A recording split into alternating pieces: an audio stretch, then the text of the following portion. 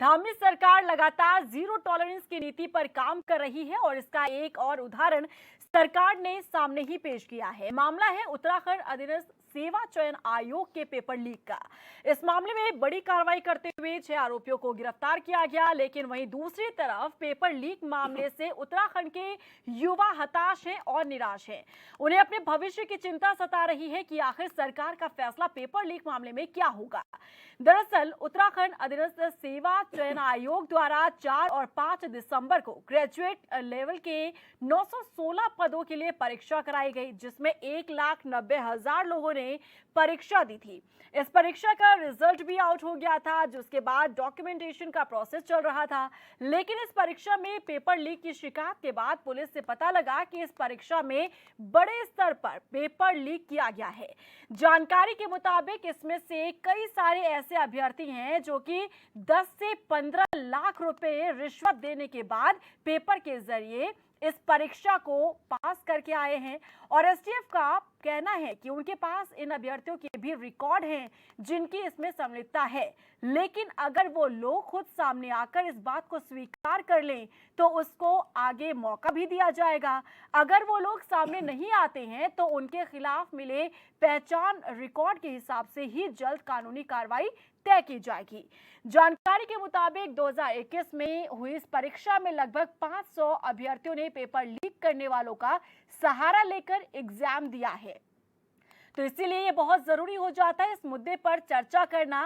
Paper leak मामले में धामी सरकार ने एक्शन लिया है, लेकिन वहीं दूसरी तरफ युवाओं को अपने भविष्य की चिंता भी सता रही है। इसी मुद्दे पर आज हम चर्चा करेंगे, लेकिन उससे पहले बयान सुनिए। पारदर्शिता और भ्रष्टाचार मुक्त करना ये हमारी पहली प्राथमिकता है।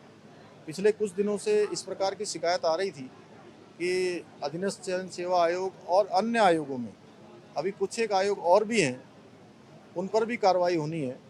और इस पर हमने तत्काल इसका संज्ञान लिया। जो अधीनस्थ सेवा चयन आयोग में जिन लोगों ने एक रैकेट बनाकर इस प्रकार के काम किए जा रहे थे, बड़ा भारी रैकेट चलाया जा रहा था, उस पर तत्काल कार्रवाई हुई है। और भी जो मामले बचे हुए हैं, हम उन मामलों पर भी तेजी से कार्रवाई करेंगे। मैं वही कह रहा हूँ कि खुद ही वही कातिल वही मुंसिफ, अकबरा मेरे करूं कत्ल का दावा किस पर। खुद ही कत्ल कर रहे हैं, खुद ही मुजरिम को पकड़ रहे हैं, खुद ही सज़ा दे दे रहे हैं। और मैं 3 उदाहरण देना चाहता हूँ।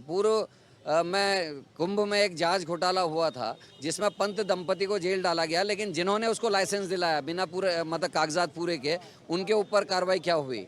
उसके अतिरिक्त इस तरीके के और जो घोटाले हुए, जो पहले घोटाले हुए, जैसे NS-74 का मामला था, छोटे अधिकारियों को फंसाया गया, एसडीएम को, तहसीलदार को, लेकिन आर्बिट्रेशन में एसडीएम के हाथ में कुछ होता नहीं। जो उच्चाधिकारी थे जिनके माध्यम से आर्बिट्रेशन के केस हुए, उनके खिलाफ क्या कार्रवाई हुई। किन सफ़ेदपोश नेताओं के जिनके ऊपर हाथ था, उन नेताओं के खिलाफ क्या हुआ। इस कार्रवाई में भी आप देखिए बहुत छोटे कर्मचारियों को गिरफ्तार किया गया है, बिना उच्चाधिकारियों की मर्जी के, बिना उच्चाधिकारियों के शय के ये काम नहीं हो सकता। उन उच्चाधिकारियों तक जब तक ये जांच नहीं पहुंचेगी, किसी उच्चाधिकारी को पकड़ा नहीं जाएगा, तब तक हम ये मानेंगे कि जीरो टॉलरेंस का जो दावा है खोखला है और केवल इतीसरी करी जा रही है।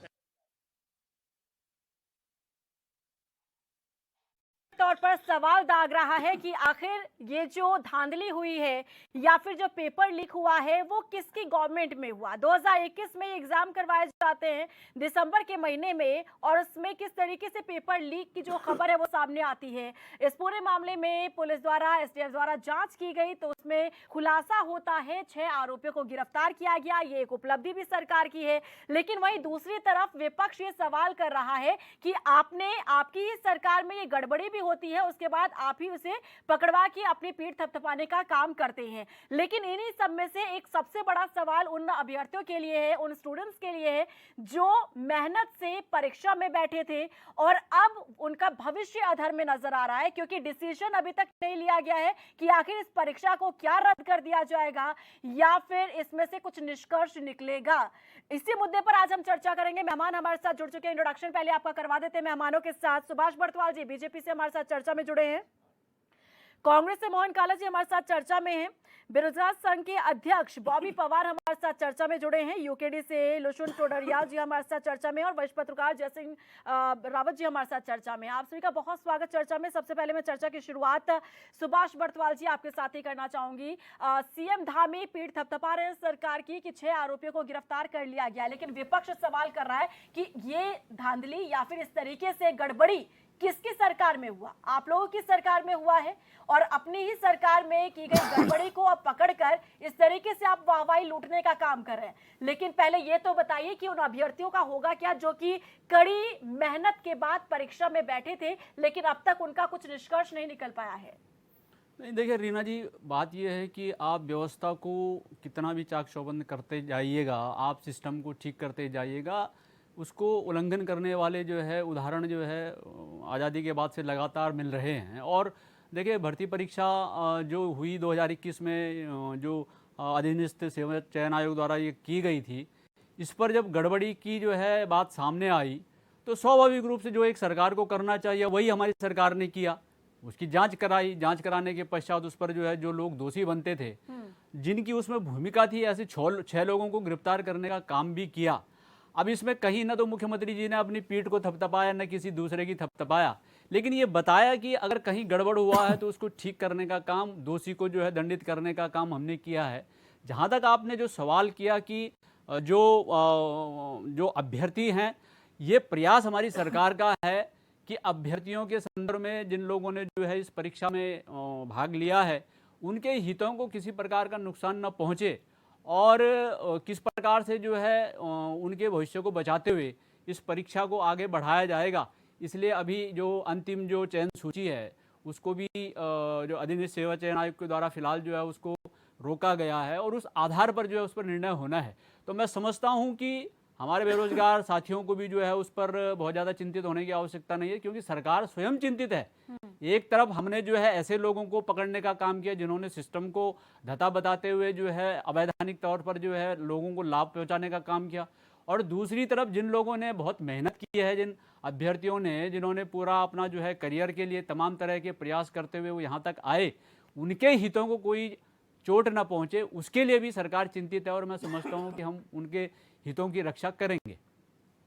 ठीक है मोहन काला जी, क्या किस तरीके से आरोप अब लगा रहे हैं आप लोग सरकार पर, क्योंकि 6 आरोपियों को गिरफ्तार किया गया है जिनकी संलिप्तता इसमें पाई गई है, आगे भी कार्रवाई की जाएगी, क्या कहना है विपक्ष का इस मुद्दे पर?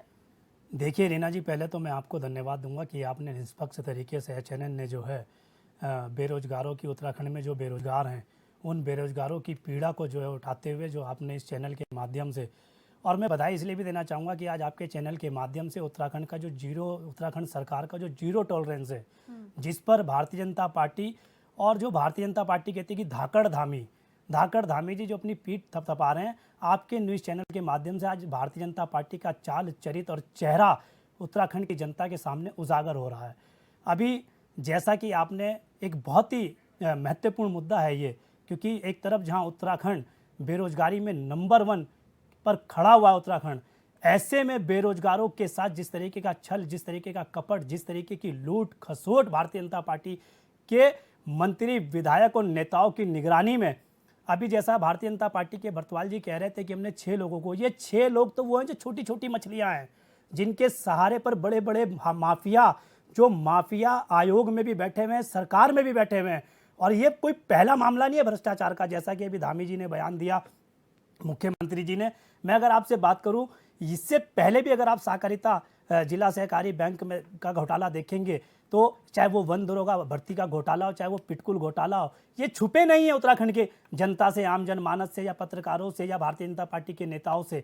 पर निश्चित तौर पर जो आपने सवाल खड़ा किया है, ये उन बेरोजगार युवाओं का, उन हमारे अभ्यर्थियों का जिन्होंने, और अब मैं आपको बताऊं रीना जी, अब तक की उत्तराखंड में सबसे बड़ी भर्ती थी ये, 916 लोगों के पदों पर जो ये भर्ती थी और 1,90,000 बेरोजगार युवाओं ने जो इसमें भाग लिया। आज आप उन युवाओं के भविष्य से खिलवाड़ करने का काम कर रहे हैं। पहले तो आपने उत्तराखंड को बेरोजगारी में नंबर 1 पहुंचाने का काम किया, और आज आप देखिए कि उत्तराखंड के अंदर जो आपका सेवा योजन कार्यालय, वहाँ रजिस्ट्रेशन तक नहीं हो रहे हैं इसी वजह से, क्योंकि यहाँ पर जो है उत्तराखंड के युवाओं को जो है छला जा रहा है। और मैं आपके माध्यम से कहना चाहता हूँ कि उत्तराखंड के अंदर भारतीय जनता पार्टी की जो डबल इंजन की सरकार है वो पूर्ण रूप से भ्रष्टाचार में लिप्त है। और इसका सबसे बड़ा उदाहरण मैं आपको बताना चाहता हूं कि आप देखिए कि जब अधीनस्थ चयन सेवा आयोग, लोक सेवा आयोग या अन्य जो आयोग हैं, अभी धामी जी ने खुद अपनी बात में आपके न्यूज़ चैनल पर कहा है कि अन्य जो आयोग है जो लिप्त है उन पर भी कार्रवाई होगी।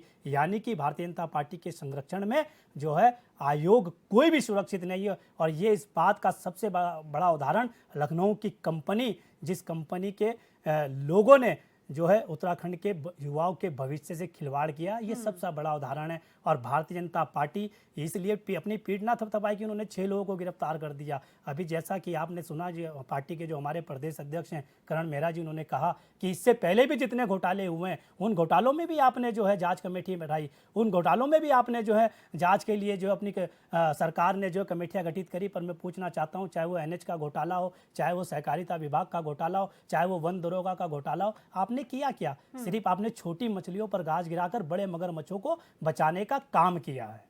ठीक है, लुशन टोडरिया जी, मैं आपका रुख करूंगी। क्या लग रहा है इस पूरे मामले में, किस तरीके से आगे कार्रवाई नजर आएगी? और युवाओं को लेकर, क्योंकि युवाओं का भविष्य पूरी तरीके से अधर में नजर आ रहा है, क्योंकि 1,90,000 अभ्यर्थी यहाँ पर आते हैं, एग्जाम देते हैं, लेकिन अचानक से पता चलता है कि पेपर लीक, और उसके बाद अब आगे इसका क्या होगा उसका अभी तक कुछ नहीं पता चल पा रहा है। क्या रिएक्शन है आपका इस पर? देखिए, पहले तो मैं चैनल का बहुत ही धन्यवाद देना चाहूँगा कि एक अहम मुद्दा आप लोगों ने उठाया है और इस पर एक चर्चा बुलाई है। देखिए, UKSSC का जो गठन हुआ था वो इसलिए हुआ था कि उत्तराखंड में जो भर्ती परीक्षाएं हैं वो पारदर्शिता से हों, परंतु होता इसका बिल्कुल उल्टा है। UKSSC के गठन होने के बाद UKSSC सारे रिकॉर्ड तोड़ देता है भ्रष्टाचार के, और लगातार जितनी भी परीक्षाएं होती हैं उनमें लगातार धांधलियाँ होती रहती हैं। और UKSSC के अधिकारी उन धांधलियों पे एक्शन करने के बजाय और उस पे लीपापोती करने लग जाते हैं। तो ये बड़ा दुर्भाग्य है कि UKSSC एक ऐसा रोल निभा रहा है जहां उसे पारदर्शिता से परीक्षाएं आयोजित करानी चाहिए थी, वहां UKSSC और उत्तराखंड सरकार तो वो रोल निभा रहे हैं कि वो भूमिका निभा रहे हैं कि दूध की रखवाली बिल्ली से कराने वाली स्थिति हो गई है UKSSC और उत्तराखंड सरकार की। तो एक जो छात्र, एक जो युवा जो पहाड़ के दुर्गम क्षेत्रों से आके देहरादून और हल्द्वानी के महंगे कोचिंग सेंटरों में तैयारी कर रहा है, जब उसको पता चलता है कि ये परीक्षाएं, ये जो भर्ती हो रही हैं ये तो पहले ही बिक चुकी हैं, तो उसकी मनोस्थिति पे क्या प्रभाव पड़ता था आप लगाइए। 1.5 लाख लोगों ने ये परीक्षा दी, और जब उन्होंने परीक्षा दी और आज जब उनको पता चला, ये STF ने जब गिरफ्तारियां करी, जब उनको पता चला कि ये सब भर्तियां परीक्षाएं बिक चुकी थी, तो आप लगाइए वो जो गरीब बेचारा जो युवा होगा उसके मनोस्थिति पे क्या असर पड़ रहा होगा, उसकी इस समय क्या मनोस्थिति होगी। और रही बात कार्रवाई की, ये जो UKSSC एक भ्रष्टाचार का बहुत बड़ा समुद्र बन चुका है। तो जो ये गिरफ्तारियां हो रही हैं तो छोटी मछलियां हैं। पहले तो मैं STF की पीठ थपथपाना चाहूँगा कि उन्होंने बहुत ही त्वरित इसमें कार्रवाई करी और गिरफ्तारियां करी, परंतु मैं फिर भी ये बोलना चाहूँगा कि ये तो बहुत छोटी मछलियाँ हैं। ये मछलियाँ तो बिल्कुल पकड़ में आ गई हैं, परंतु अभी तो बड़ी मछलियाँ पकड़ में आना बाकी है। तो सरकार पीठ अभी ना थपथपाए, क्योंकि सरकार के साथ और UKSSC, मैं दोनों को इसलिए बोलूँगा क्योंकि UKSSC के साथ भी एक समस्या सबसे बड़ी ये है कि जब परीक्षा या भर्ती में धांधली होती है तो वो मानते नहीं है पहले तो कि धांधलियाँ हुई है। वो छात्रों को ही कहेंगे कि नहीं नहीं ऐसा कुछ नहीं हुआ है। वो तो छात्र बेचारा युवा सड़कों में आने को मजबूर हो जाता है, जब प्रेशर बनाता है, दबाव बनाता है, तब जाके जाँच होती है, और जब जाके जाँच होती है तब जाके गिरफ्तारियाँ होती हैं। तो UKSSC का ऐसा क्या उसमें हित है कि वो पहले मना करता है कि ऐसी कोई धांधली नहीं हुई है। तो ये सिर्फ छोटी मछलियों की गिरफ्तारियां करके अपनी पीठ ना थपथपाएं। बड़ी मछलियों जब पकड़ी जाएंगी, और जो ये UKSSC के अधिकारी हैं, मुझे अभी भी उनके बयान सुन के ये लगता है कि वो लीपापोती कर रहे हैं और कुछ लोगों को बचाने की कोशिश कर रहे हैं। तो जब तक UKSSC के खुद भी जो बड़े अधिकारी हैं इनकी भी जांच होनी चाहिए, इनकी संपत्तियों की जांच होनी चाहिए और पूरा एक डेटा निकलना चाहिए, तब जाके मैं मानूंगा कि BJP और उत्तराखंड जो सरकार है वो इस मामले में गंभीर है। ठीक है, बॉबी पवार, मैं आपका रुख करूंगी, रखिए अपनी बात, क्योंकि यहाँ पर वाकई जो सवाल है वो युवाओं का है, बेरोजगारों का है, जो लंबे समय से इंतजार कर रहे थे एग्जाम के लिए, परीक्षा के लिए, लेकिन जब वो परीक्षा देते पता चलता है कि ये पेपर लीक हो गया है। अब अधर में है पूरी तरीके से भविष्य। क्या मांगे आप लोगों की, किस तरीके से आप लोग अपनी बातों को सामने रख रहे हैं? देखिए मैम, अधर में तो भविष्य कई सालों से है। मैं कहना चाहूँगा कि उत्तराखंड में लगातार कई वर्षों से इस प्रकार की गतिविधियां यूकेएसएससी हो या अन्य आयोग हो भर्तियों में गड़बड़ियां कर रहे हैं। इसमें कोई संदेह नहीं है, क्योंकि समय समय पर ये चीज़ें उजागर भी हुई है और उजागर खुद आयोग नहीं कर रहे। कभी आयोग भी सामने आकर बोले कि भाई ये गड़बड़ियां हुई है, हम इसकी कार्रवाई करते हैं, परंतु नहीं। इसमें भी क्या हुआ, जब ये मामला उजागर हुआ, हम लोगों ने आयोग के सम्मुख रखा, सरकार के सम्मुख रखा, तो कोई मानने को तैयार नहीं था। इसके उलट उन्होंने क्या करा, तुरंत डॉक्यूमेंट वेरिफिकेशन के लिए प्रक्रिया चला दी। इतनी जल्दी भी क्या थी? आप उत्तराखंड के इतिहास में देख लीजिए कि जो भर्तियां हुई है, जिनके रिजल्ट जारी हुए हैं, उसमें डॉक्यूमेंट वेरिफिकेशन में 2-3 महीने का टाइम लग जाता है। और इन्होंने तो बिल्कुल अपनी इस जो गलती है, इस गलती को दबाने के लिए इतने जल्दी में एक डॉक्यूमेंट वेरिफिकेशन प्रक्रिया शुरू की। अगर मैं कहना चाहता हूं, यदि उस दौरान हमारे हाथ वो स्क्रीनशॉट नहीं लगते तो आज इस भर्ती में ज्वाइनिंग हो जाती। और जैसा सुनने में आ रहा है और जो एसटीएफ की और न्यूज़ चैनलों की रिपोर्ट है कि 500 के तकरीबन लोगों के पास इस प्रकार के जो वायरल प्रश्न पत्र हुए थे वो पहुंचे थे। तो आप देख सकते हैं 800 की भर्ती में 500 आप पैसे देकर लगा रहे हो। आप 15 लाख का कर लीजिए, 500 से 75 करोड़ बन रहा है, तो आप कितना बड़ा घोटाला करने जा रहे हो। वो तो हमारे पास ईश्वर ने कहीं से स्क्रीनशॉट जो दिए, जिसने भी दिए, वो काम कर गया। उस पर फिर हमने अगर आवाज़ उठाई, मुख्यमंत्री आवाज़ कूच किया, हमने मुख्यमंत्री जो जनता दरबार है उसमें अपनी बात रखी, बात नहीं सुनी गई। उसके बाद मैं धन्यवाद अदा करना चाहूँगा हमारे उपनेता प्रतिपक्ष भुवन कापड़ी जी का, जिन्होंने विधानसभा में जोरों शोरों से इस मुद्दे को उठाया, परंतु उसके बाद भी कोई संज्ञान नहीं ले गया। सचिवालय कूच हुआ। उसके बाद मुख्यमंत्री जी थोड़े एक्शन में आए और फिर हम मुख्यमंत्री जी का भी धन्यवाद अदा करना चाहेंगे कि उन्होंने जैसे ही आदेश किया, हमारी एसटीएफ जो टीम है उनको सलाम आज पूरे प्रदेश का युवा कर रहा है कि उन्होंने 48 घंटे में ही पूरी जो गड़बड़ियां थी उसको खोला है। परंतु ये बहुत छोटे प्यादे हैं, ये मैं कह रहा हूँ। एक ये आरोप लगाया जा रहा है कि जो गिरफ्तारियां हुई है वो आयोग के अंदर जो 4th क्लास कर्मचारी है, जो आयोग का परमानेंट कर्मचारी भी नहीं है, एक एजेंसी के थ्रू जो कर्मचारी, उसके द्वारा ये गड़बड़ियां की। क्या ये संभव है? उसके ऊपर, उसके सर के ऊपर यदि आयोग के बड़े अधिकारियों का हाथ नहीं है तो वो ऐसा कभी नहीं कर सकता। और ये आरोप हम पहले से लगा रहे हैं, वो चाहे आयोग के अध्यक्ष हो, आयोग के सचिव हो, आयोग के अंदर या समीक्षा अधिकारी वगैरह जो हैं, जिनकी डिटेलें हमारे पास हैं और आज उनके खिलाफ हमारे पास सबूत भी हैं। यदि एसटीएफ जो आज जांच कर रही है, यदि इसी पारदर्शिता के साथ जांच करती रहेगी तो उनका हम सम्मान करेंगे, उनका हम समर्थन करेंगे और सहयोग भी करेंगे। परंतु जहां पर हमें दिखने लगे कि सरकार एसटीएफ को जो है पारदर्शिता के साथ जांच नहीं करने देगी, या एसटीएफ जांच जिस पारदर्शिता कर रही है उस पारदर्शिता से आगे जांच नहीं दिखेगी, तो हम स्वतः इसको कानूनी तौर पर भी लड़ा जाएगा, लोकतांत्रिक तरीके से भी इस लड़ाई को लड़ा जाएगा, क्योंकि युवाओं का भविष्य का सवाल है। जी ठीक है, जय सिंह रावत जी, आपका रुख करूंगी। क्या कहेंगे आप इस पूरे मुद्दे पर? रीना, जो शासन प्रशासन का जो काम है वो ह्यूमन रिसोर्स से चलता है, मानव शक्ति से चलता है। विकास कार्य भी किससे चलते हैं? मानव शक्ति से चलते हैं। यहाँ पर आपको पता है 50-60 हजार जो पद हैं वो खाली पड़े हुए हैं। बड़े बड़े पद तो भरे हुए हैं, 3-3 आपको चीफ सेक्रेटरी या आपका प्रिंसिपल कंजर्वेटर या पुलिस महानिदेशक टाइप के इस किस्म के तो मिलेंगे, लेकिन जो ग्राउंड लेवल पर जो असली काम करते हैं, जैसे फॉरेस्ट गार्ड का है, ये जो अभी जो आ रहे हैं, इस तरह के वो सब खाली हैं। और इन पदों को सब भरने की जिम्मेदारी उसकी अधीनस्थ सेवा चयन सेवा आयोग की है। और आप जानते हैं ये अधीनस्थ चयन सेवा आयोग वो काम कर नहीं पा रहा है, और सरकार जो है गड़बड़ी होती है, उनको पकड़े जाते हैं, फिर अपनी पीठ थपथपाती है। अरे बहादुरी उसमें है कि आप ये फुल प्रूफ जो सिस्टम बनाओ, तब तो बात होगी। वरना ये क्या है साहब, चोरी भी होते, अपराध भी होते रहे, वो पकड़े भी जाते रहे साहब, वो उसके वही भी करते रहो। असली बात तो तब अपराध हो ही नहीं। तो ये है। दूसरी बात ये है कि जब इस तरह से लोग जो है नौकरियां पाएंगे, भ्रष्टाचार करके तरीके से पाएंगे, तो नौकरी पे आने पे क्या काम करेंगे? उनसे क्या उम्मीद आप करेंगे? कि ईमानदारी की उम्मीद तो उनसे की नहीं जा सकती है। अच्छा, पिछली बार आपको कितना बवाल हुआ था पटवारी भर्ती में, उस समय भी यही तो हुआ था जी। उसमें हुआ था कि साहब इन्होंने लीक हो गया, वहां मोबाइल लेके गए लोग, और सब वायरल करते रहे, यही तो हुआ था पिछले बार। इसका मतलब अब अधीनस्थ चयन सेवा आयोग ने और न उत्तराखंड की सरकार ने कुछ सबक सीखा नहीं। उसके बाद कितना बवाल हुआ था पटवारी उसका उस भर्ती में। उसके बाद फिर वही बात, अब जाके किसी प्राइवेट एजेंसी को आपने इतना बड़ा गोपनीय काम दे दिया, इसका मतलब आप कॉम्पिटेंट नहीं है। तो काहे के लिए रखा हुआ है? जो चयन सेवा आयोग आपका ये करने में सक्षम नहीं है, तो काहे के लिए भंग करो उसको? क्यों रखा हुआ है? प्राइवेट क्यों कर दो? इतने लोगों क्यों रखा? बड़े बड़े लोगों को आपने वहां पर उनको सदस्य बना दिया और सारी चीजें बना दी अपने अपने लोगों को एडजस्ट करने के लिए, उनको दोबारा उन पर उपकार करने के लिए वो कर दिया। किस मतलब की है ये?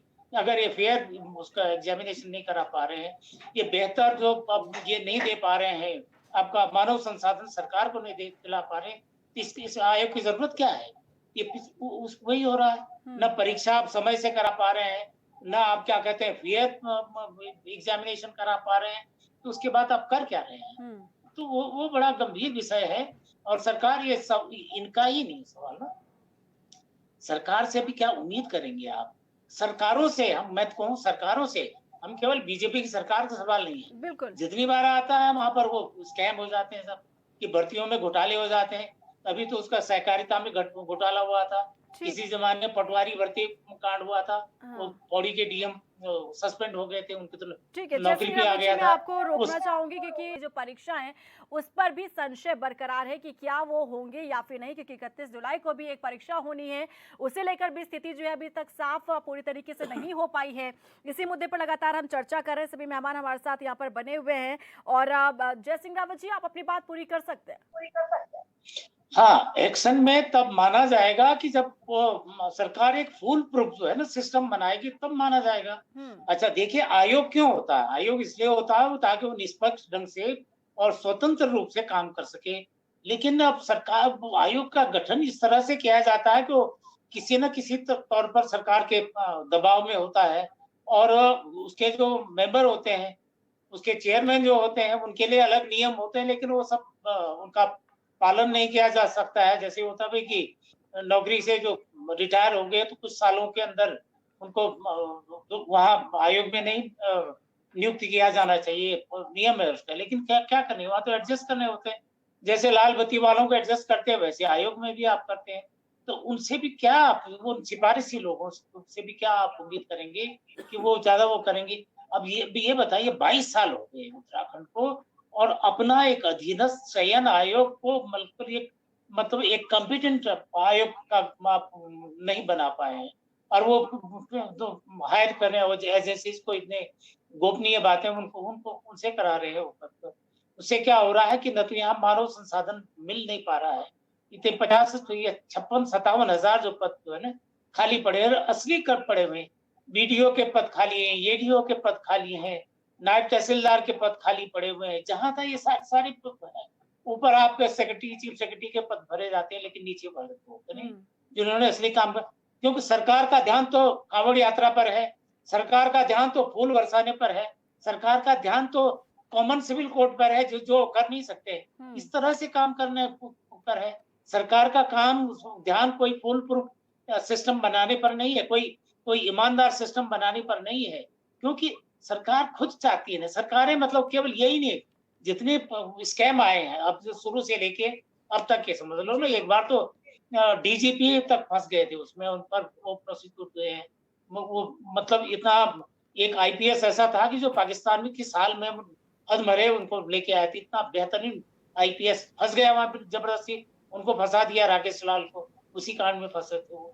तो इस तरह से हो रहा है, शुरू से हो रहा है, अभी तक नहीं हो रहा। और सरकार कह रही है देखो हम इतने ईमानदार हैं। अरे आप ईमानदार सचमुच होते तो लोकायुक्त बनाते, वो तो बनाते नहीं है, क्योंकि सभी को गड़बड़ियां करनी है। अभी आए ना उसमें, उसके सहकारिता में कितना बवाल हो रहा था, उसको सब सारा सिस्टम ही है, चाहते नहीं है। हमारे जो पॉलिटिकल मास्टर है ना, रूलर है, उनको सब चाहते हैं कि हमारे लोग, हमारे रिश्तेदार, हमारे भाई बंद, फिर हमारी पार्टी काडर के लोग ये एडजस्ट हो जाए। ये इसके लिए होता है। कोई आम आदमी, गरीब आदमी का तो उसको तो मौका ही नहीं मिलता। रेयर होगा जिसकी किस्मत खुल गई, बन गया तो बन गया, वरना तो सब सिफारिशी लोगों का ही जमाना है। सकते हैं। ठीक है, सुभाष बर्तवाल जी जवाब दीजिए, क्योंकि आयोग को और भी ज्यादा स्ट्रांग करने की जरूरत है। जिस तरीके से सजेशन यहाँ पर दिया है जयसिंह रावत जी ने, बार बार इस तरीके से गड़बड़ी सामने आना कहीं ना कहीं बताता है कि वाकई इस पर वर्क करने की जरूरत है। और अभी से सरकार अपनी पीठ थपथपा रही है 6 आरोपियों को गिरफ्तार करके, लेकिन अभी तक आगे का रास्ता नजर नहीं आ रहा है कि जिन्होंने मेहनत की, जिन स्टूडेंट्स ने, अभ्यर्थियों ने, उनका आगे क्या होगा। आगे जो और एग्जाम्स है, क्या वो होंगे अपने समय पर, तय समय पर होंगे, या उसे आगे पोस्टपोन किया जाएगा? क्या जानकारी है पूरी? देखिए, पहली बात तो ये है रियाना जी की जो भी सिस्टम को तोड़ेगा, भारतीय जनता पार्टी की सरकार के अधीन यदि जो है कानून का उल्लंघन करेगा, और मैं समझता हूँ कि इसे हम अमानत में खयानत भी कह सकते हैं, क्योंकि हमारे जो हज़ारों बच्चे इस प्रकार से मेहनत करते हैं और उनके सापेक्ष उनके भविष्य के साथ खिलवाड़ करता है, तो उसके लिए भारतीय जनता पार्टी कहीं भी कोई कोताही नहीं करने वाली है। और हमने इस पर्टिकुलर केस में भी जो है ये दिखाया है। अब हमारे मित्र लोग कुछ भी कहें, लेकिन उसको तत्काल जिस प्रकार से उस पर कार्रवाई हुई है, लोगों को पकड़ने का काम किया है, ये इस बात का एक बार पुनः द्योतक है। ये रिपीटेशन है, जैसा कि यहाँ पर बॉबी पवार भी कह रहे थे कि बार बार ऐसा क्यों होता है, क्यों ऐसा होता है कि परीक्षा होती है और अभ्यर्थी बैठते हैं, परीक्षा परिणाम आए उसके बाद इस तरीके से पता चलता है, ये सब क्यों? जी आती हूँ बॉबी जी आपके पास, वही बात कंप्लीट करने देते हैं फिर आती हूँ। देखिए, मैं इससे भी आगे की बात कह रहा हूँ कि यदि इस लीड में, इस चेन में, इस धुरी में और भी लोग इसके दायरे में होंगे, तो उनके खिलाफ भी, चाहे वो अधिकारी हों या चाहे उससे बाहर के लोग हों, और भारतीय जनता पार्टी बहुत सख्त कार्रवाई करने जा रही है। क्योंकि आपने देखा होगा कि पिछले दिनों जो है हमने जो भी घोटाले उत्तराखंड के अंदर हुए, पिछले 3-4 साल के जो पहले के थे और जिनकी जांच हुई, चाहे वो NH का रहा हो, उसमें भी हमने जिस प्रकार त्वरित कार्रवाई की, शिक्षा विभाग का रहा हो, आपका जो है, जो आपका समाज कल्याण विभाग का है, तो लोगों के खिलाफ जो दंडात्मक कार्रवाई हुई, उसी प्रकार से एक बार पुनः भारतीय जनता पार्टी ने भ्रष्टाचारियों को प्रमोशन दिया, दंडात्मक कार्रवाई करने का काम किया है। लेकिन मैं ये भी कह रहा हूं कि अगर आगे भी इसमें होंगे तो उनके खिलाफ भी होगी। एक विषय ये जरूर है, देखिए, कि अगर कार्यप्रणाली ऐसी है कि वो लगातार उसमें कहीं किसी संस्थान के जो है इस प्रकार की चीजें आ रही हैं, तो भारतीय जनता पार्टी वैकल्पिक जो विचार है उस पर भी जो है कहीं ना कहीं विकल्पों पर भी विचार करेगी। आती हूँ मैं, मोहन का लजी, रुक जाइए 1 मिनट के लिए। लेकिन मैं 1 मिनट और चाहता हूँ जल्दी से। देखिए, ये एक बीमारी है रीना जी, ये आप केवल उत्तराखंड की बात नहीं कर सकती। आप राजस्थान में देखिए, जिस प्रकार 4 साल में 20 किस्म के जो है पेपर लीक वहां पर हुए हैं, वो आपको मानना पड़ेगा। उसी प्रकार महाराष्ट्र में सरकार में कंपैरिजन चल रहा है क्या? ये कोई गेम चल रहा है क्या? क्यों युवाओं के साथ, क्यों उनके भविष्य के साथ खिलवाड़ कर रहे हैं? आप लोग तो यहाँ पर कोई गेम खेलने थोड़ी बैठे हैं कि आपकी कांग्रेस के साथ सरकार है, वहाँ पर इस तरीके से काम हो रहा है, तो यहाँ पर अगर हो रहा है तो पारदर्शिता के साथ काम किया जा रहा है। जीरो टॉलरेंस की नीति पर अगर काम कर रहे हैं, मतलब क्या है कि पहले आप भ्रष्टाचार होने देंगे, उसके बाद जाकर आप लोग की आंखें खुलेंगी क्या? अच्छा रुक जाइए, बॉबी पवार जी कुछ कहना चाह रहे हैं, बहुत देर से उनकी बात को आने देते हैं। जी रखिए अपनी बात। देखिए, बेरोजगारी के मुद्दे पे या भ्रष्टाचार के मुद्दे पे राजनीतिकरण नहीं होना चाहिए। मैं कहना चाहूंगा कि अगर कहीं ना कहीं हमारे बीजेपी प्रवक्ता जो है वो ये आरोप लगाना चाह रहे हैं कि सिस्टम, मतलब आयोग में खराबी है, आयोग में खराबी है, ये बात हम कबूल करते हैं, परंतु सरकार में भी खराबी है। हम 5 साल से कह रहे हैं कि ऐसे भ्रष्ट अधिकारियों को वहां से हटाया जाए, जो वहां पे अध्यक्ष पद पे रहते हुए कई परीक्षाओं में जिनके भ्रष्टाचार हो सकता है, जो सचिव वहां पर है उनके रहते हुए कई परीक्षाओं में भ्रष्टाचार हो सकता है। हमने कई दरख्वास्तें दी, हमने कई मांग पत्र दिए कि इनको हटाया जाए, इनके संपत्ति की जांच हो, परंतु नहीं, उनका सेवा विस्तार उल्टा किया जा रहा है। तो ये भ्रष्टाचार कौन रोकेगा? युवा रोकेगा? ये भ्रष्टाचार तो सरकारों को रोकना पड़ेगा। जो सरकारें उत्तराखंड को चला रही है, वो बात चाहे पहली सरकारों की है, अभी की सरकारों की हो। इससे पहले 2016 में जब बीपीडीओ भर्ती का घोटाला हुआ, वहां पर तो घोटाला होने के तुरंत बाद वहां के जो तत्काल अध्यक्ष थे आयोग के, उस समय उन्होंने त्याग पत्र दे दिया। परंतु अभी के वर्तमान पदाधिकारियों को तो ये शर्म नहीं है कि इनके कार्यकाल में रहते हुए 8 से 10 भर्तियां ऐसी हो गई जिसमें लगातार भ्रष्टाचार हुआ है, और वो त्याग पत्र देने को तैयार नहीं है। मैं कहना चाहूंगा कि ये जो भर्ती में है, ये विशेषज्ञों का हवाला देकर हो, क्योंकि नॉर्मलाइजेशन के नाम पर भी बहुत बड़ा खेल हो रहा है। यहाँ पर ये पता नहीं चल पा रहा है कि अपने चेतों को कैसे बिल्कुल लीगल तरीके से फायदा पहुंचाया जा रहा है। जो 68 नंबर पे हैं उसको 76 किया जा रहा है, जो 76 पे हैं उसको 68 किया जा रहा है। तो आप ये भी जान सकते हैं कि मेहनती कौन था जिसने ज्यादा नंबर प्राप्त किए थे। परंतु इस प्रकार का भी खेल चल रहा है, और अगर इस पर कमेंट किया जा रहा है कि ये गलत है तो ये कह रहे नहीं बिल्कुल सही है। मैं कहना चाहता हूं कि आयोग के तो ऐसे एक्सपर्ट है जो रीजनिंग का प्रश्न भी गलत दे रहे हैं। अब रीजनिंग का प्रश्न जब किताब में लिखवा कि इस मेथड से सॉल्व होना है तो आप उससे गलत दे रहे हैं। अब इन पे आरटीआई से जवाब मांगा जा रहा है तो इनके पास से जवाब नहीं आ रहा है, उसमें अपील डाली जा रही है, इनके पास जवाब नहीं आ रहा है, तो इसका निस्तारण कौन करेगा। पर मैं ये भी कहना चाहूंगा जो मुद्दा है कि मेहनती छात्रों का होगा क्या, मैं कहना चाहता हूं मेहनती छात्रों के साथ हमारी भी संवेदनाएं हैं, परंतु अब जैसा सुनने में आ रहा कि 500 लोगों तक पर्चा पहुंचा है, पेपर पहुंचा है, तो ठीक है। अगर देखो होता क्या है कि 80 क्वेश्चन पहले दिन बाहर थे, मतलब 80% पेपर बाहर था, तो ये तो नकल का बहुत व्यापक स्तर हो गया, पूरा पेपर ही था, पेपर लीक का मामला है। इसमें तो गाइडलाइन ये है कि पेपर को पुनर्परीक्षा करके दोबारा पेपर कराया जाना चाहिए, और होता भी अक्सर यही है, क्योंकि इसमें कोई सॉल्यूशन नहीं है। जब दूध और पानी को इकट्ठा कर दोगे तो छंटनी करना मुश्किल है, उसको अलग छांटना मुश्किल है। परंतु अहित हो रहा है उन बेरोजगारों का जिसने अपने मेहनत से इसे पास किया है। अगर 500 लोगों की आप छटनी कर सकते हैं कि किन किन लोगों ने इसको पेपर को किया है, तब तो इसको आप रद्द ना करके उन 500 को अलग करके आप इसका सॉल्यूशन निकालिए।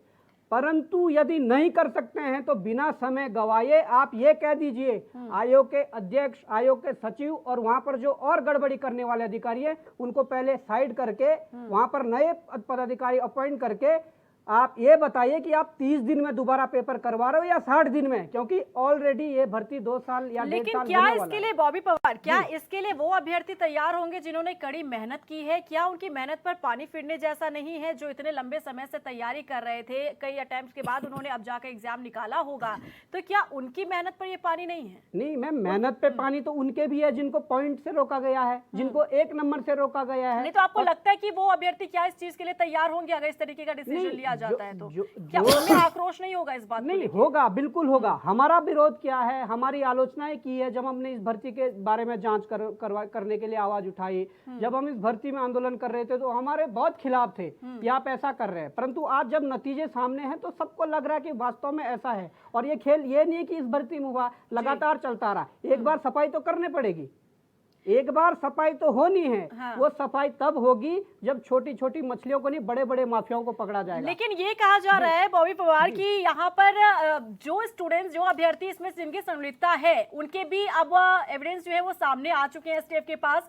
वो वेट कर रहे हैं, इंतजार कर रहे हैं कि वो अपने आप से आ जाए और वो गलती को कबूल कर ले। अगर ऐसा होता है तो उन्हें मौका आगे दिया जा सकता है। इसका क्या मतलब समझा जाए? मैं एक बात कहना चाहूंगा। आप 2020 में फॉरेस्ट गार्ड की भर्ती हुई, 916 पदों के लिए, ये है 1218 पदों के लिए भर्ती हुई, इससे बड़ी भर्ती थी। उसमें एसआईटी गठित की जाती है त्रिवेंद्र रावत जी द्वारा, और जब इतना बड़ा घोटाला था, मामले को दबाया जाता है, उसका रिजल्ट तब जारी किया जाता है जिस दिन त्रिवेंद्र रावत जी इस्तीफा देते हैं 3 बजे, शाम को 7 बजे रिजल्ट जारी कर दिया जाता है, क्योंकि जिनसे पैसे लिए थे उनको सिलेक्शन भी देना था। उसके बाद एसआईटी गठित होती है, एसआईटी में नाम आता है, मतलब अपने ओर से पूरी कोशिश की जाती है लीपापोती करने की कि 57 लोगों ने नकल की और 57 लोगों ने ब्लूटूथ के माध्यम से नकल की। परंतु अगर उन लोगों का नाम एसआईटी की रिपोर्ट में है, हमारे पास डॉक्यूमेंट है आज भी, और उन लोगों को आज ज्वाइनिंग दी जा रही है, तो प्रदेश के बेरोजगारों के दिल पर क्या बीत रही होगी? आप इसके बारे में भी तो सोचिए। इसका समाधान कौन करेगा? इस पर कोई जांच नहीं है, इस पर आयोग के अधिकारों पर कोई कार्रवाई नहीं है, या उस समय जो सत्ता पर थे या मुखिया थे उन पर भी कोई कार्रवाई ऐसी नहीं है। क्यों किया जा रहा है ऐसा? हम इसलिए डरे हुए हैं, या इस भर्ती में कि अगर ऐसी लीपापोती की गई तो भविष्य में उत्तराखंड में ऐसा ही होता रहेगा। परंतु मैं प्रदेश के युवाओं को आपके चैनल के माध्यम से संबोधित करना चाहता हूं और आह्वान करना चाहता हूं कि यदि थोड़ा भी एसटीएफ पर या सरकार पर संदेह ऐसा होता है कि इस भर्ती की जांच को दबाने की कोशिश की जा रही है, तो प्रदेश भर के 13 जिलों के अभिभावक और अपने जो बेरोजगार है अपने अभिभावकों के साथ सड़कों पर होंगे, मैं ये कह देना चाहता हूँ। ठीक है, मोहन काला जी, आप क्या कुछ कहना चाह रहे थे? देखिए रीना जी, सबसे बड़ा सवाल अभी आपने भी अपने वक्तव्य में उठाया था, और अभी जैसा जो बेरोजगार संघ के अध्यक्ष हैं उन्होंने भी अपनी बात में कहा। निश्चित तौर पर आपके चैनल के माध्यम से मैं कहना चाहता हूँ, अगर आप अधीनस्थ चयन सेवा आयोग के जो सचिव हैं संतोष बडोनी जी, अगर आज आप उनका आज का बयान सुनेंगी तो वो आज भी ये कहते हैं कि जो चंद लोगों की वजह से पूरी कंपनी पर या जो एजेंसी पर जो है उंगली नहीं उठा सकते हैं। तो आप समझ सकते हैं। और जैसा कि मुझसे पूर्व अभी बेरोजगार संघ के अध्यक्ष और जो यूकेडी के हमारे साथी हैं या जो वरिष्ठ पत्रकार हैं, उन्होंने भी कहा कि बिना किसी बड़े, चाहे वो मंत्री हों, चाहे विधायक हो, चाहे वो लोक सेवा आयोग, जो चयन सेवा आयोग में बैठे हुए बड़े बड़े अधिकारी हों, उनकी बिना सह के मैं समझ नहीं सकता कि ये पेपर लीक हो जाए। और आप देखिए कि 80% के लिए 80% के लिए 60 लाख रुपए का जो है उन्होंने सीधा 60 लाख रुपए जो है उसमें वो थे। और आप देखिए कि एसटीएफ की जो टीम है उसने 37 लाख रुपए जो है बरामद भी किए हैं आरोपियों को जिनसे पकड़ा है। उसके बावजूद भी अगर आप उन पर मेहरबानी करके और उनके जो ऊपर जो उनके जो सरों पर जो हाथ है, अगर उन माफियाओं को बचाने का प्रयास करेंगे तो एक सबसे बड़ी विडंबना बेरोजगारों के लिए, इस प्रदेश के बेरोजगारों के लिए ये होगी कि अभी 31 जुलाई को जो दूरसंचार विभाग में जो 272 पदों पर जो भर्ती होनी है, और अगर इस एजेंसी उसमें सम्मिलित हुई है, अगर आज भी वो एजेंसी वहां बनी रहेगी तो मैं समझता हूं कि ये बेरोजगारों के साथ एक बार फिर से भारतीय जनता पार्टी का छल कपट होगा और बेरोजगारों का भविष्य पूरी तरीके से चौपट में समझता हूं भारतीय जनता पार्टी के शासनकाल में होगा। अभी जैसा कि आपने कहा, मैं मानता हूं कि एसटीएफ का कार्य जो है वो सैल्यूट करने वाला है और एसटीएफ की टीम को जो है मैं सैल्यूट भी करता हूं, उनका धन्यवाद भी करता हूं। पर निश्चित तौर पर सैल्यूट उत्तराखंड का नौजवान, कांग्रेस का एक एक साथी या अन्य दलों का भी एक एक साथी उस दिन करेगा एसटीएफ को या जांच एजेंसियों को, जिस दिन वो निष्पक्ष तरीके से पूरी जांच लाकर और जो बड़े बड़े जो मगरमच्छ है, जो माफिया हैं, उन माफियाओं में को जेल में धकेलने का काम करेगा। अगर आप इससे पहले सहकारिता विभाग वाली भर्ती का मामला देखेंगे तो उसमें 29 मार्च को सहकारिता सचिव जो थे, उन्होंने जो है नीरज बैनवाल जी की अध्यक्षता में जो है कमेटी गठित की, जिसमें 3 लोग जांच कमेटी में थे। आज 3 महीने बीत गए सहकारिता विभाग में, जबकि भारतीय जनता पार्टी के जो हमारे साथी बैठे हैं, इन्हीं की पार्टी के जो विधायक थे, ज्वालापुर से अब पूर्व हो गए हैं सुरेश राठौर जी, और ग्रामीण से यतीन्द्र आनंद जी उस टाइम मंत्री थे, उन्होंने विधानसभा में आरोप लगाया था कि 15-15 लाख रुपए लेकर जो है विधायक, मंत्री और जो उच्च अधिकारियों ने अपने अपने सगे संबंधियों को लगाने का काम किया था। और भारतीय जनता पार्टी जो जीरो टॉलरेंस पे अपनी पीठ थपथपाती है, मैं समझता हूं कि पूर्ण रूप से भ्रष्टाचार का अड्डा बन चुकी है। ठीक है, सुभाष बर्तवाल जी, आश्वस्त कीजिए उन अभ्यर्थियों को और प्रदेश के युवाओं को जो इंतजार कर रहे हैं, राह देख रहे हैं कि आखिर इस पूरे मामले में निष्कर्ष क्या निकलेगा। आश्वस्त कीजिए। देखिए, एक तो बात यह है कि सरकार की मंशा पर किसी को सवाल खड़ा नहीं करना चाहिए, और स्वयं यहाँ पर आप सैल्यूट कर रहे हैं तो मैं समझता हूँ कि आप उसके विपरीत बात कह भी नहीं सकते कर रहे हैं। हमारी सरकार की एसटीएफ ने जो है अगर 6 लोगों को गिरफ्तार किया है तो उसमें जो एसटीएफ है आगे भी अन्य लोगों को भी गिरफ्तार कर सकते हैं। ये एसटीएफ के कार्य को है, आपकी मंशा को नहीं है, आपकी मानसिकता तो जो है वो संतोष बडोनी जी ने बता दी। सरकार आपकी मानसिकता तो संतोष बडोनी जी का बयान सुनिए। एसटीएफ और पुलिस ही तो सरकार होती है। सुभाष जी संतोष बडोनी जी का बयान सुनिए, आपको पता चल जाएगा आज सरकार होती है। इसलिए मैं ये कह रहा हूँ कि हमने कार्रवाई की है, आगे का बयान सुनिए संतोष बडोनी जी का। लेकिन जो लोग इससे प्रभावित हो रहे हैं उन पक्षों के साथ भी ये प्रयास किया जाएगा कि इस तरह का कोई चीज हो कि जिससे न्यूनतम नुकसान जो है और जीरो नुकसान जो है उन तमाम लोगों को हो जो इससे जुड़े हुए पक्ष हैं। वो कुंभ की भी जांच और इसलिए उन घोटाले की भी जांच बैठाई के साथ कोई नुकसान ना हो, इस बात का प्रयास हमारी सरकार करेगी। और उसको हमें जानकारी है, मुख्यमंत्री के संज्ञान में है, सरकार की जानकारी में है, अभी जांच जारी है और इसलिए अंतिम जो चयन सूची है उस पर भी रोक लगाई गई है। तो मैं समझता हूँ कि जो लोग इस पर आशंकित हैं, जो हमारे नौजवान साथी, उनको ये अपेक्षा करनी चाहिए कि उनके अनुकूल कोई निर्णय जो है सरकार करेगी। ठीक है, लुशन टोडरिया जी फाइनल कमेंट के साथ अपनी बात रखिएगा, कुछ सुझाव। देखिए, मैं एक सुझाव जरूर देना चाहूँगा। मैं ये बोलना चाहता हूँ कि आप देखिए स्थिति कितनी गड़बड़ हो चुकी है, कितनी खराब हो चुकी है। परीक्षा हो जाती है, फिर उसके बाद जब दबाव पड़ता है तो घोटाले खुलता है, और फिर उसके बाद ये है कि गिरफ्तारियां होती है। क्यों सरकार और आयोग प्रोएक्टिव होके स्थिति यहाँ तक क्यों पहुंचती है? क्यों प्रोएक्टिव नहीं हुआ जाता है सरकार और आयोग द्वारा कि पहले ही ऐसी नौबत ना आए, पहले की पारदर्शिता से परीक्षाएं हो जाएं? परंतु होता क्या है, परीक्षाएं हो गई उसके बाद घोटाले खुल रहे हैं। तो आप लगाइए इसमें तो फिर भी सबूत मिल गए, कितनी परीक्षाएं कितनी भर्तियां ऐसी हो गई होंगी जिसमें कोई सबूत नहीं मिल पाया होगा, और जो भ्रष्टाचारी लोग हैं उन्होंने भी उनके, और जो छात्र हैं जिन, और कुछ लोग हैं जिन्होंने पैसा दिया होगा और वो अंदर चले गए होंगे। तो आप क्या उम्मीद लगाइए, तो एक भ्रष्टाचार की साइकिल सी बन रही है, क्योंकि जो वहां बैठा है अंदर वो पैसे लेके भर्ती करा रहा है, फिर जो भर्ती पैसे देके भर्ती कर रहा है फिर वो भी पैसे लेके भर्ती करा रहा है। तो ये तो एक ऐसी सर्कल सा बन गया है, साइकिल सी बन गई है, भ्रष्टाचार का पूरा ये कुआं बन चुका है, जिसमें साफ करना जिसको बहुत जरूरी है। और वो साफ तभी होगा जब UKSSC के जो सक्षम अधिकारी बैठे हुए हैं उन पे एक्शन होगा, क्योंकि बिना किसी ऊपरी मदद से इतनी बड़ी घोटाला होना संभव नहीं है। और लगातार अब उत्तराखंड के युवाओं से भी मेरा ये आह्वान है और उनके अभिभावकों से भी मेरा ये आह्वान है कि अब आपको भी अपने भविष्य की सुरक्षा के लिए इन लोगों के खिलाफ आवाज उठानी पड़ेगी। ठीक है, जय सिंह रावत जी फाइनल कमेंट के साथ कुछ सुझाव।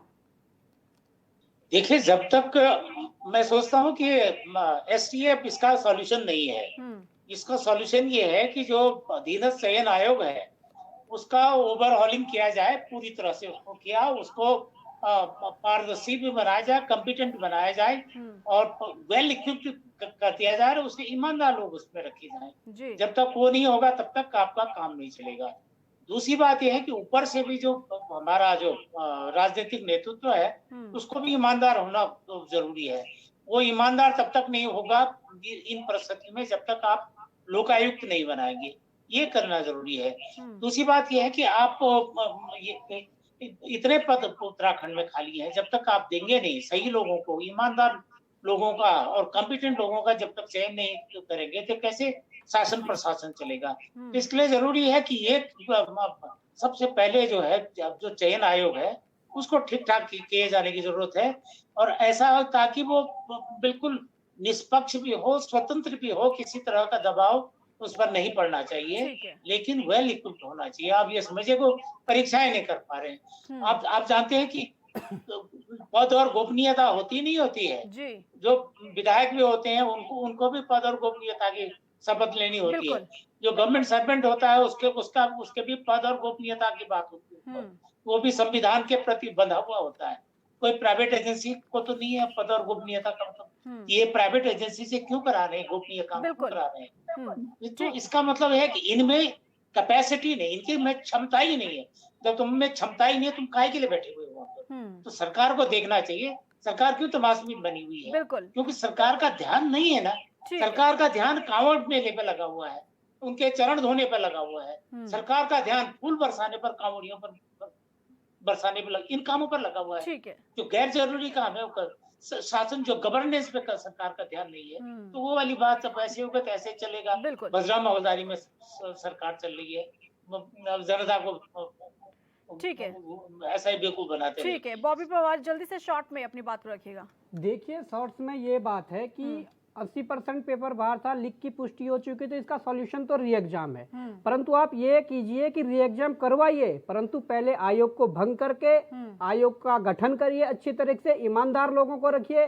और ये बताइए, क्योंकि हिमाचल में भी री एग्जाम 15 दिन में दोबारा करवाया था, पर हम 15 नहीं मानते, हम ये बोलते हैं आप 30 दिन में 60 दिन में एग्जाम करवाइए, क्योंकि युवाओं के भविष्य का सवाल है। बिल्कुल शॉर्ट टाइम में आपको ये करना पड़ेगा तत्काल। जी बहुत शुक्रिया आप सभी मेहमानों का चर्चा में जुड़ने के लिए। तो UKSSC पर सवाल यहाँ पर उठ रहे हैं और आयोग में बदलाव की मांग यहाँ पर युवाओं द्वारा उठाई जा रही है, लेकिन सबसे बड़ा सवाल ये है कि जो पेपर लीक हुआ है और जिस तरीके से अब ये पूरा इसमें क्या फैसला जो है वो सरकार लेती है, किस तरीके से इसमें फैसला जो है वो किया जाता है, क्योंकि भविष्य का सवाल है, युवाओं के भविष्य का सवाल है, जिन्होंने कड़ी मेहनत करके इस परीक्षा में वो बैठे, लेकिन ये परीक्षा जो है इस पर अब कहीं ना कहीं संशय बरकरार है कि आखिर इसमें क्या फैसला लिया जाता है। देखना होगा कि इसमें और आगे किस तरीके से कार्रवाई की जाती है, जांच की आंच कहां तक पहुंचती है, कितने लोगों की संलिप्तता इसमें पाई जाती है, और बहरहाल जो युवाओं का भविष्य है उसे लेकर किस तरीके का फैसला लिया जाता है। नमस्कार।